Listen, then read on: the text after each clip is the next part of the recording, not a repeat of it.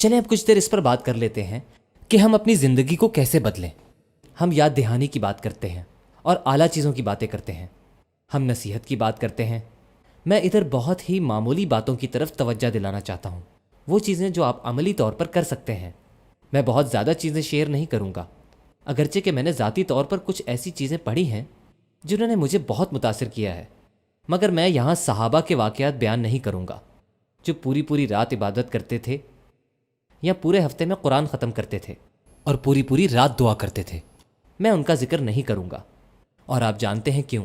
क्योंकि उनका जिक्र सुनकर आप में से बेशतर लोग यही कहेंगे कि वो तो बहुत ही नेक लोग थे। मैं वैसा कहाँ, मैं तो बहुत बुरा हूँ। अस्सलाम वालेकुम, और बात ख़त्म। सहाबा तो बहुत अजीम लोग थे, मैं तो सीधा दोज़ख में ही जाऊँगा, और बात ख़त्म। ऐसी छोटी छोटी बातों से शुरू करते हैं। बहुत मशहूर कहावत है कि बारिश में भी पहले एक कतरा गिरता है, फिर जाकर बारिश होती है। ऐसी छोटी छोटी बातों से शुरू करते हैं। सबसे पहले आपको अपनी ज़िंदगी का मुवाजना करना होगा। मुझे भी करना है, आपको भी करना है। और जानते हैं इसका सबसे पहला असूल क्या है? जल्दी सोने की कोशिश करना। इशा की नमाज़ पढ़ें और सोने चले जाएं।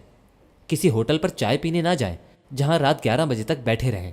मूवी देखने ना जाएं, दोस्तों के साथ बैठक ना लगाएं, और ना ही रात के 2 बजे तक इस्लामिक लेक्चर देखें।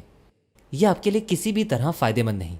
इशा पढ़ें और सोने चले जाएं, और सुबह सवेरे जाग जाएं। फजर से पहले उठें, 15 मिनट पहले, आधा घंटा पहले। ये नामुमकिन नहीं, ये नामुमकिन उस वक्त है जब आप रात भर फिल्म्स देखते रहे हों।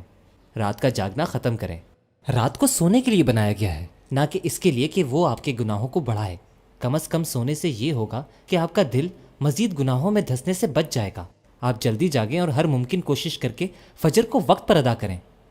और मर्दों के लिए वो जल्दी उठें, मस्जिद में नमाज अदा करें, मगर ऐसा भी ना हो कि आखिरी रकात में सलाम से पहले पहुंच रहे हों और बाहर लोगों से जाकर ये कहें कि देखो आज मैंने फजर की नमाज मस्जिद में अदा की है। वाह, कितना बड़ा काम किया है मैंने। मस्जिद में फजर के लिए जल्दी पहुँचें। मैं आपको इसकी फजीलत बताता हूँ। जो लोग मस्जिद में फजर अदा करते हैं, इसका एक रूहानी असर उन पर होता है। इसको मज़ीद वाज़े आगे के लेक्चर में करेंगे। जब आप मस्जिद में पहुँचते हैं और जल्दी पहुँचते हैं, जब आप जमात खड़े होने का इंतज़ार करते हैं और इस दौरान कुरान की तिलावत करते हैं, और फिर आप अल्लाह से अपने गुनाहों की माफ़ी मांगते हैं, और फिर दूसरे लोगों के साथ खड़े होकर नमाज़ पढ़ते हैं, तो ऐसे में आप अपनी नींद की कुर्बानी देकर लातादाद फरिश्तों के दरमियान खड़े होते हैं।